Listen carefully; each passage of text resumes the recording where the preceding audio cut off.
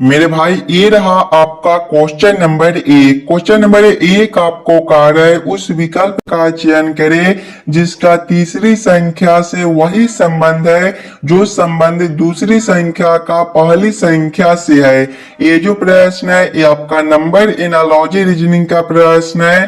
प्रश्न आपको कहा रहा है जिस प्रकार से 27 का रिलेशन 125 के साथ है उसी प्रकार से हम लोगों से पूछा जा रहा है 343 का रिलेशन कौन सा संख्या के साथ होगा जो इस वाले क्वेश्चन मार्क पर भरे जाएंगे। अगर हम लोग ध्यान से देखते हैं ये सभी संख्या को तो 27 को देखिए ये आपका 3 के पावर 3 बनता है और 125 को देखिएगा ये आपका 5 के पावर 3 बनता है। ध्यान से देखिएगा तो 3 के पावर 3 है, अगला 5 के पावर 3 है, यानी कि यहाँ पर जो है वो आपका +2 कर दिया गया है। उसी प्रकार से आगे देखिएगा तो आपका 343 है, ये आपका 7 के पावर 3 बनता है। यहाँ पर देखिए +2 है तो आगे भी हम लोग +2 करेंगे, 7 + 2 आपका 9 बनेगा, यानी कि अगला जो है वो आपका 9 के पावर 3 हो जाएगा। 9 के पावर 3 जो है वो आपका 729 होता है, यानी कि इस वाले क्वेश्चन मार्क पर मेरे भाई 729 आपका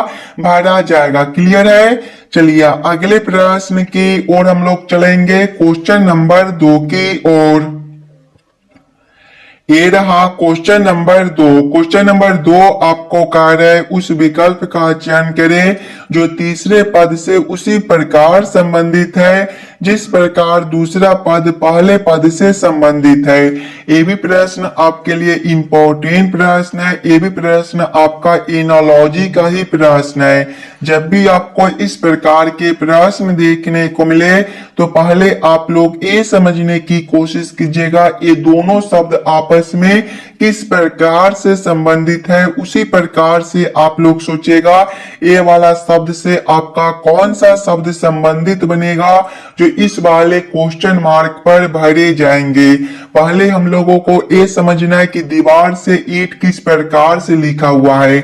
अगर आप लोग ध्यान से देखिएगा तो दीवार जो है वो ईंट से तैयार किए जाती हैं। उसी प्रकार से दोस्तों कपड़ा जो होता है वो आपका सूत से तैयार किया जाता है, यानी कि इस वाले क्वेश्चन मार्क पर आपका सूत भरा जाएगा। सूत ऑप्शन नंबर सी में दिया गया है जो कि आपका सही उत्तर बनता है। चलिए अगले प्रश्न की ओर हम लोग चलेंगे, क्वेश्चन नंबर 3 की ओर। ये रहा क्वेश्चन नंबर 3। क्वेश्चन नंबर 3 आपको कहा है किसी निश्चित कोड भाषा में फोन को 78 और मून को 52 लिखा जाता है, इसी कोड भाषा में प्लान को क्या लिखा जाएगा। ये जो प्रश्न है ये आपका कोडिंग डिकोडिंग से रिलेटेड प्रश्न है और इस प्रकार के प्रश्न मेरे भाई आपको सभी एग्जाम में पूछे जाते हैं। तो पहले आप लोग वीडियो को रुककर इस वाले प्रश्न को खुद से जरूर सॉल्व करने की कोशिश कीजिएगा। पहले आप लोग ये समझने की कोशिश कीजिएगा फोन से आपका 78 किस प्रकार से लिखा हुआ है, मून से 52 किस प्रकार से लिखा हुआ है। उसी प्रकार से आप लोग सोचिएगा प्लान से आपका क्या कोड बनेगा।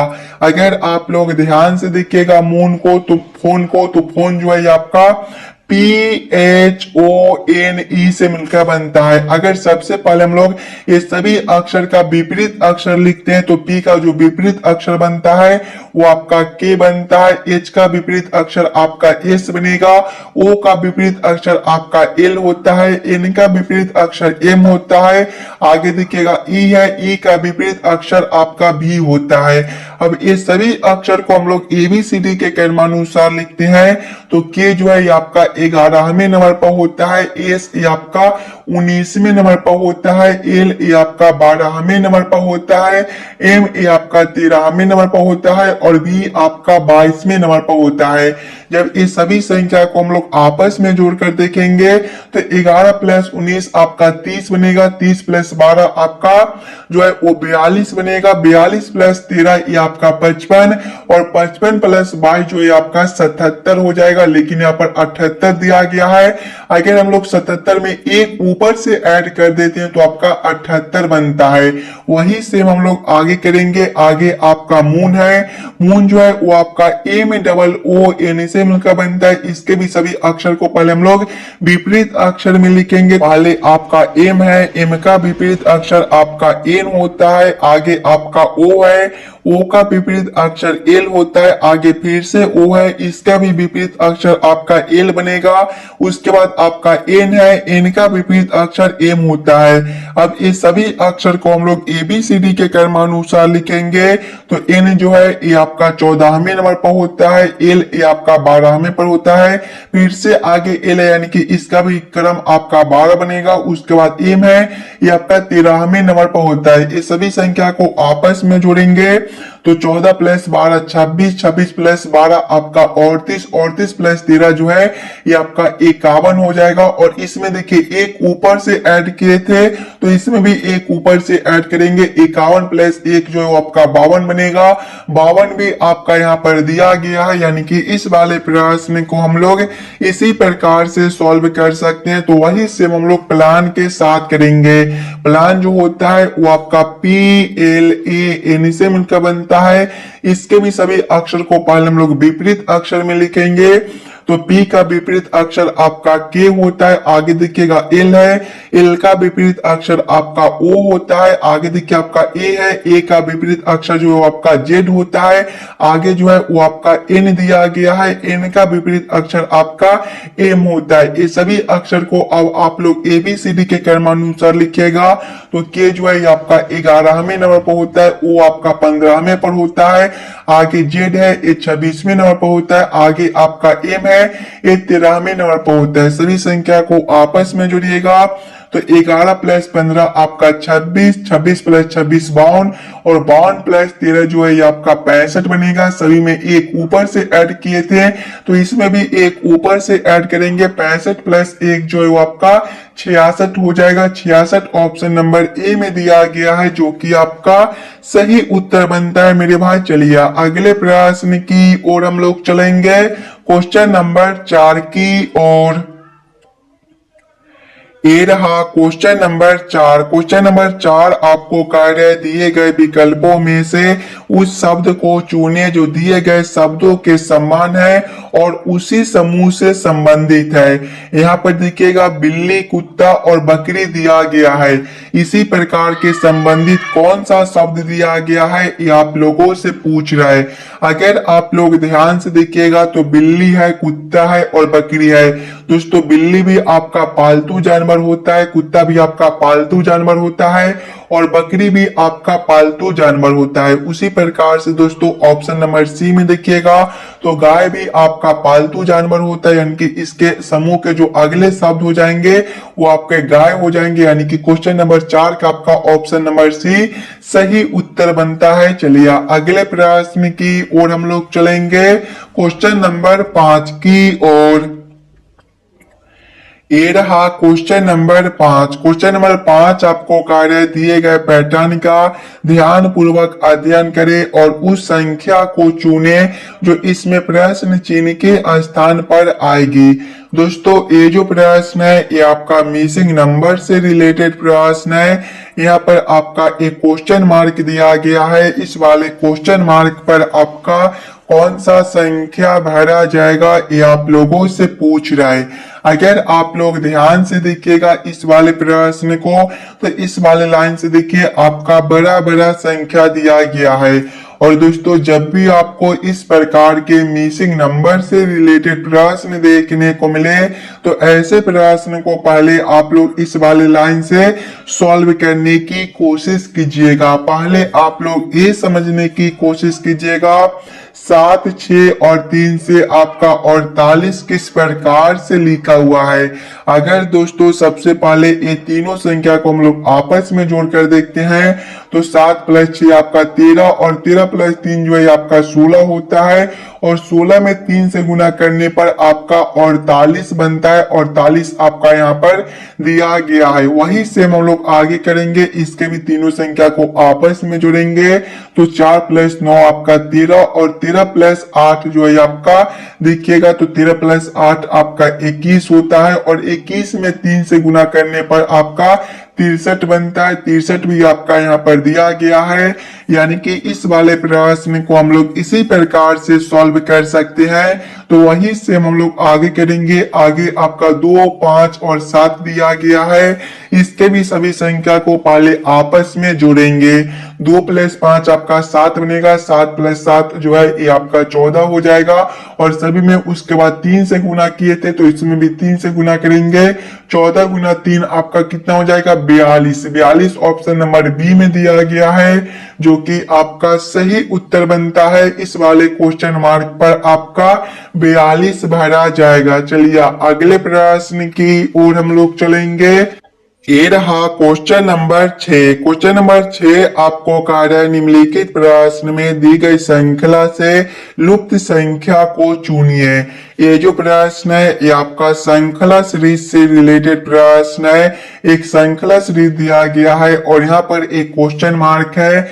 इस वाले क्वेश्चन मार्क पर आपका कौन सा संख्या भरा जाएगा ये आप लोगों से पूछ रहा है। अगर आप लोग ध्यान से देखिएगा दोस्तों, तो ये जो श्रृंखला है ये आपका ऊपर की ओर बढ़ रहा है।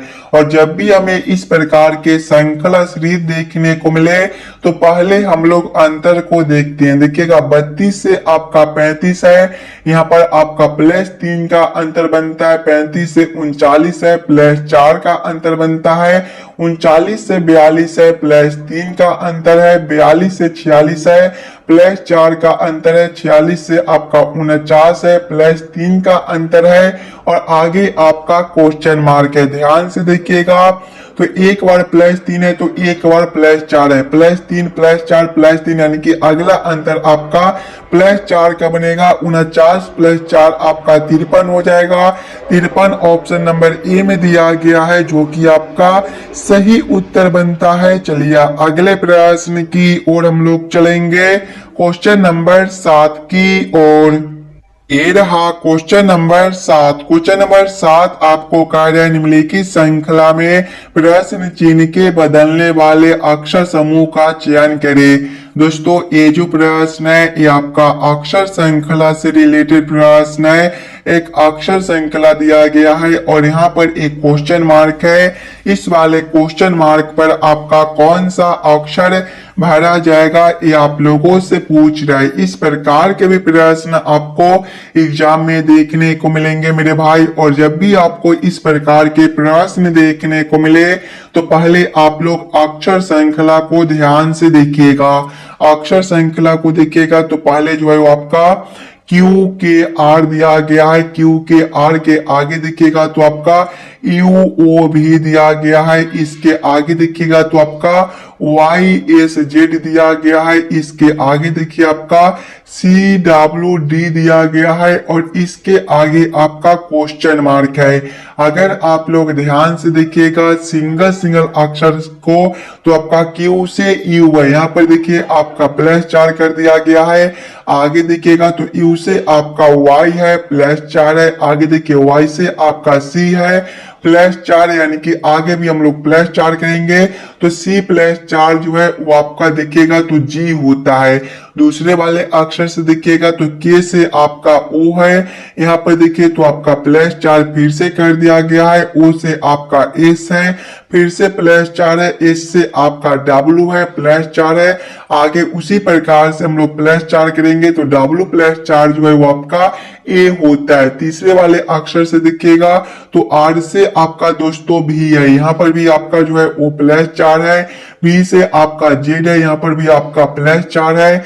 Z से आपका जो है वो D है, +4 है। उसी प्रकार से आगे जब हम लोग +4 करेंगे तो D +4 आपका H होता है। कौन सा ऑप्शन में आपका जो है वो GAH दिया गया है? ध्यान से देखिएगा तो GAH ऑप्शन नंबर ए में दिया गया है, जो कि आपका सही उत्तर बनता है। चलिए अगले प्रश्न की ओर हम लोग चलेंगे। क्वेश्चन नंबर 8 की ओर।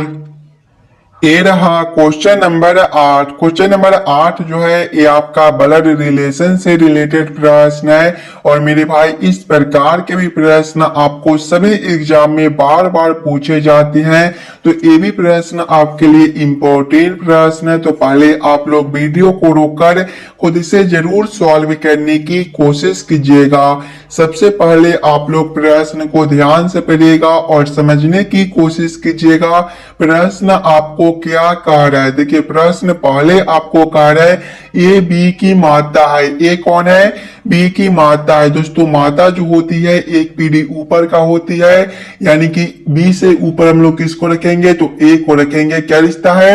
माता का है, तो आप लोग यहाँ पर माता भी लिख लीजिएगा। आगे प्रश्न को पढ़िएगा।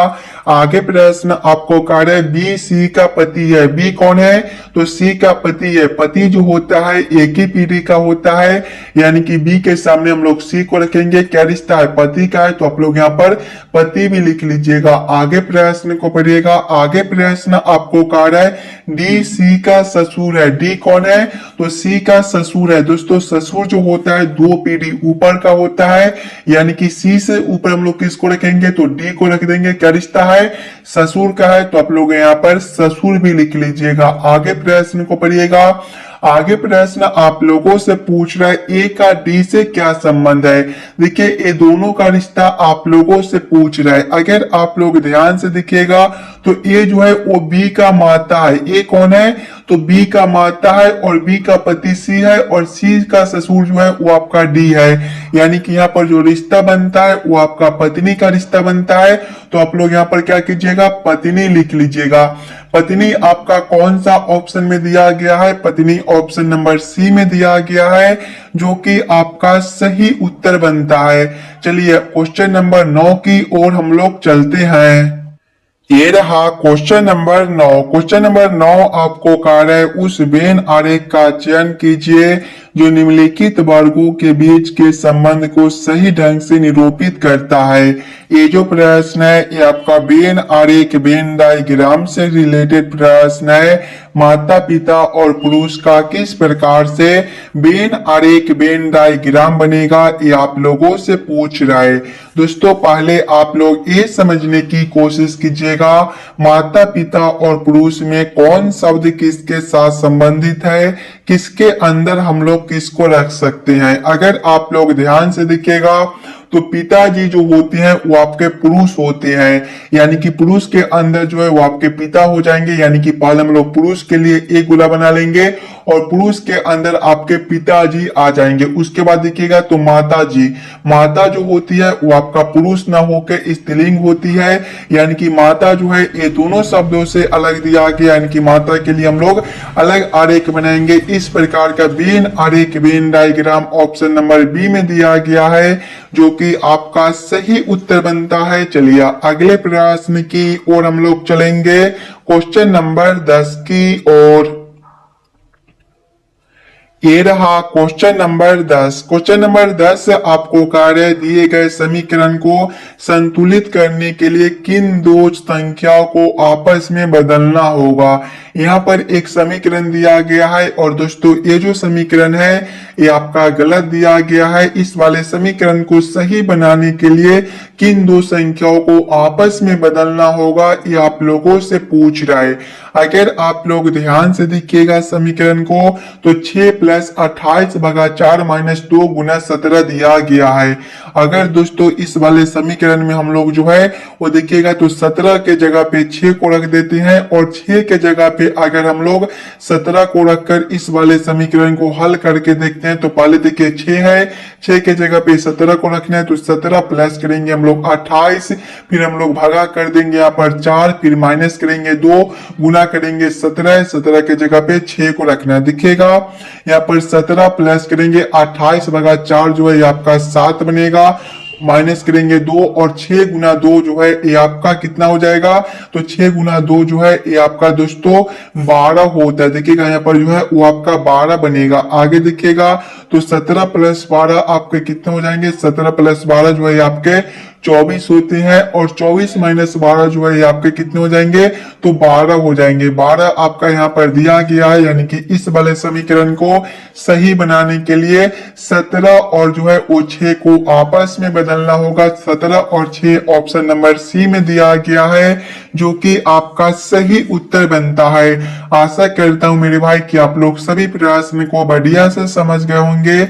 अगर आपको किसी भी प्रश्न में कहीं पर भी कोई दिक्कत आया होगा तो आप लोग हमें जरूर कमेंट करके बताइएगा। चलिए हम लोग मिलते हैं आपसे अगले वीडियो में।